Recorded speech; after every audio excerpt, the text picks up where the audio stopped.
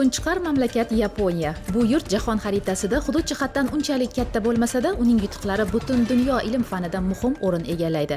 Ko'plab eng degan nomga sazovor bo'lgan narsalar mavjud. Masalan, mamlakatda Disneyning eng qimmat bog' attraksionlari, eng baland Amerikacha tog'lar, eng yirik yo'lovchilar o'tish yo'lagi, dunyodagi eng katta va jahon standartlari bo'yicha rivojlangan metropoliten tizimi ham aynan shu yerda. Mamlakat hududining qariyb 60% ni egallovchi o'rmonlar, 7000 dan ortiq orollar, dunyodagi eng tez, ya'ni soatiga 300 km tezlikda harakatlanadigan poyezdlar mamlakati ham Yaponiya. So'nggi 3 yil davomida Samarqand davlat universiteti va Tottori universiteti o'rtasidagi hamkorlik izchil rivojlanib, bir nechta qo'shma tadqiqot loyihalari amalga oshirildi. Sharof Rashidov nomidagi Samarqand davlat universitetining bir guruh olimlari, tadqiqotchilari, magistratura talabalari Yaponiyaning Tottori universitetida Sakura Science almashinuv dasturi orqali ilmiy tadqiqotlar o'tkazmoqda.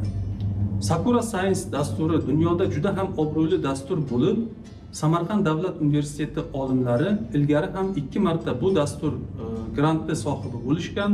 Hozir 3-marta yana Samarqand davlat universitetining olimlari Yaponiyada ushbu dastur orqali tadqiqotlar o'tkazmoqda. Olimlarimiz Yaponiyaning eng zamonaviy jihozlangan laboratoriyalarida murakkab analizlarni o'tkazish, analiz natijalarini zamonaviy dasturlar orqali matematik, statistik tahlil qilish sirlarini yapon professor o'qituvchilaridan o'rganmoqdalar. Samarqand davlat universitetining agrobiotexnologiyalar va oziq-ovqat xavfsizligi, biokimyo hamda inson resurslari va mahalla taraqqiyoti institutlaridan 8 nafar iqtidorli yosh olim, magistr va doktorantlar Yaponiyaning quruq hududlar tadqiqot markazi hamda hududiy innovatsiyalar tadqiqot markazi laboratoriyalarida qurg'oqchilikka chidamli o'simliklarning oqsil sifatini o'rganish, tuproqdagi karbonat angidrid emissiyasini tahlil qilish va qishloq xo'jaligida innovatsion yechimlarni joriy etish bo'yicha izlanish olib bormoqdalar. Sakura Science loyihasi doirasidagi safarimiz unutilmas hayotiy tajribalarga boy bo'ldi. Yaponiyaning Tottori universitetida o'tkazgan har bir kunimiz ilmning qudrati, fidoyilik va mehnatning asl qiymatini yana bir bor his ettirdi. Zamonaviy laboratoriyalar, yuqori texnologiyalar va o'z kasbiga mehr bilan yondashuvchi professorlarning darslarida bo'lish bizni chuqur o'ylashga, ilmni yanada kuchliroq sevishga undadi. Va Samarqand davlat universiteti tadqiqotchilari bu safarimiz orqali ilmning chegarasi yo'qligini, fidoyilik va intilish orqali dunyoning istalgan nuqtasida vatanimiz nomini munosib himoya qilish mumkinligini chuqur angladik. O'rgangan bilimlarimizni yurtimiz taraqqiyoti yo'lida yangi g'oyalar, yangi innovatsiyalar yaratishda qo'llashni maqsad qilganmiz. Chunki biz ishonamizki, ilm orzularni haqiqatga aylantiradi. Bu tadqiqotlar nafaqat fan sohasi uchun, balki O'zbekistonning quruq hududlaridagi fermerlar uchun ham amaliy ahamiyatga ega.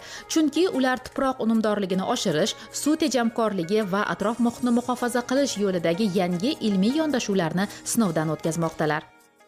Assalomu alaykum. My name is Takesh Abe. I'm specially appointed. Men Tottori universitetining quruq hududlarni tadqiq etish va ta'limning xalqaro platformasida dotsent lavozimida faoliyat olib boraman. Tottori universiteti Samarqand davlat universiteti bilan mustahkam hamkorlikni yo'lga qo'ygan. Bu yil o'tkazilayotgan Sakura Science dasturi bizning 3-marotaba birgalikdagi loyihamiz hisoblanadi. So'nggi 3 yil davomida biz ilmiy tadqiqot asoslarini mustahkamlab, 2 universitet o'qituvchilari va talabalari o'rtasida barqaror hamkorlikni shakllantirdik. Bu yilgi Sakura Science dasturidan so'ng esa aynan shu ilmiy va sotsial tarmoq asosida yanada mazmunli va foydali tadqiqot ishlarini rivojlantirishni, shuningdek, ilmiy natijalarni amaliyotga tatbiq etish faoliyatlarini kengaytirishni rejalashtirganmiz. Maqsadimiz Samarqand va butun O'zbekistonning quruq hududlaridagi kichik fermerlar hamda atrof muhit uchun foydali ilmiy yechimlar yaratishdir. Bu faqat ilmiy natija, balki madaniy aloqalar, tajriba almashinuvi va ikki xalq o'rtasidagi do'stlikni mustahkamlovchi muhim qadamdir.